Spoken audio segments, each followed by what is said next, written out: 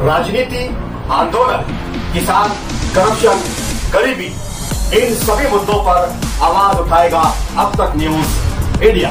सत्ता के आगे जब भी सवाल कमजोर पड़ने लग जाए तो सवाल उठाने पड़ते हैं।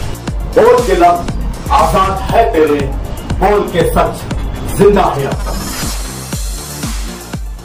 आज जो है चीफ जस्टिस ऑफ इंडिया के कोर्ट में वक्फ अमेंडमेंट बिल 2025 के पिटिशनर्स के जो है वो पूरे आर्गूमेंट हो चुके हैं और कोर्ट ने जो है कल जो है सामने वाली यानी सरकार के आर्गूमेंट के लिए टाइम फिक्स किया है। पिटिशनर की तरफ से एडवोकेट मेहता और सीनियर एडवोकेट कपिल सिब्बल साहब ने आर्गूमेंट किया और कोर्ट को जो है जेपीसी की जो रिपोर्ट है उसके बारे में, अमेंडमेंट बिल जो है उसके बारे में और वक्फ जो एक्ट था 1954 का और 1995 का, दोनों एक्ट और ये एक्ट में जो डिफरेंस है और सरकार ने जो चेंजेस किए हैं जिससे मुस्लिम लोगों को क्या प्रॉब्लम हो रहे हैं और क्या मुस्लिम आबादी के साथ गलत किया जा रहा है उसके बारे में बताया। जैसे कि शॉर्ट में 54 एक्ट हो या 1955 एक्ट हो, अगर कोई रजिस्टर नहीं करता है वक्त पे तो उसकी वजह से जो मुतवली रहता है उसको जो है सस्पेंड किया जाता है।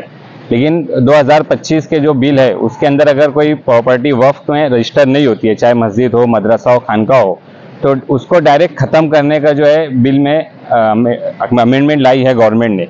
दूसरी चीज़ उसमें यह है कि बिल के अंदर जो चीज़ है कि कोई भी अगर रजिस्टर नहीं करते हैं तो ट्रिब्यूनल में या कोर्ट वगैरह में नहीं जा सकते हैं।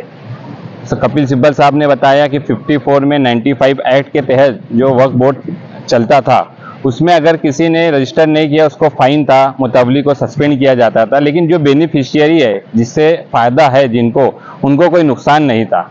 ऐसे कई उन्वान के ऊपर जो है कपिल सिब्बल साहब ने बेहतरीन आर्गूमेंट किया है। सीनियर एडवोकेट मेहता साहब ने भी अच्छा आर्गूमेंट किया है।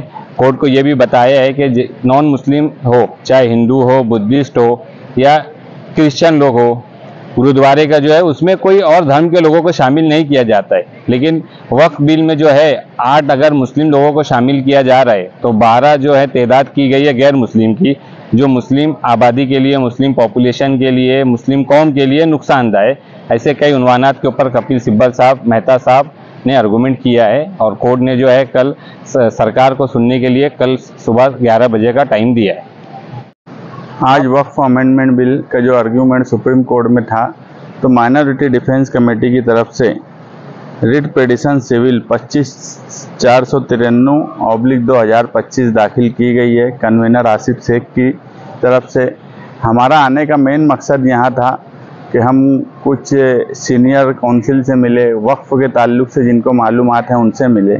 माइनॉरिटी डिफेंस कमेटी मालेगांव शहर की तरफ से ये चाहती है कि अगर कानूनी लड़ाई है तो वो भी लड़ी जाए और इसी सिलसिले की अगली कड़ी यानी इससे आगे बढ़कर तो सुप्रीम कोर्ट का जो भी फैसला होगा, मगर मस्जिद, दरगाह, कब्रस्तान, इन जैसे मामलात में कानूनी अड़चन और बार बार बुलडोज़र की सियासत, इस तरह की जो अक़लियत को तकलीफ देने वाला काम हो रहा है, उसके लिए 22 जून को माइनॉरिटी डिफेंस कमेटी ने एक प्रोग्राम रखा है जिसमें तमाम ही तरह की मालूमात दी जाएंगी और हम यही चाहते हैं कि जो 5 अजला की मीटिंग है वो महाराष्ट्र के मुसलमानों की रहनुमाई करे।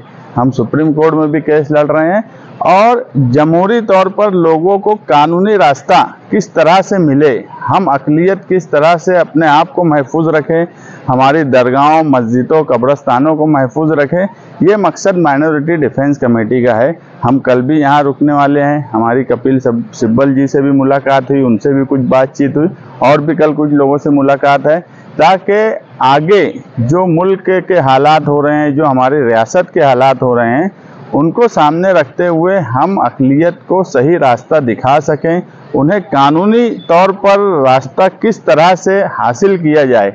इसी मकसद के तहत आज हम सुप्रीम कोर्ट में थे और यही मालूमात ले रहे हैं। आज आर्गूमेंट जो हुआ वो मुतमईन करने जैसा है। कल सरकार के जो वकील हैं, कल उनको भी एक लंबा वक्त दिया गया है, कल उनका आर्गूमेंट रहेगा। कल भी हम रुकेंगे, कुछ लोगों से और बात करेंगे कल क्या होता है फिर आगे बातचीत। आपकी तरफ से कौन थे वकील आपके पेटिशन? हमारे वकील जो थे सीनियर वकील है इरशाद हनीफ साहब, वो भी थे, वो भी मौजूद रहे कोर्ट में। कई 150 के करीब पेटिशन फाइल है, उसमें मालेगांव शहर से भी इरशाद हनीफ की तरफ से पेटिशन फाइल है। और जो सीनियर काउंसिल थे 3, उन लोगों को ही आज आर्गूमेंट करने का मौका दिया गया और तीनों ने सबकी तरफ से आर्गूमेंट किया, ऐसा कोर्ट की तरफ से हमको समझा।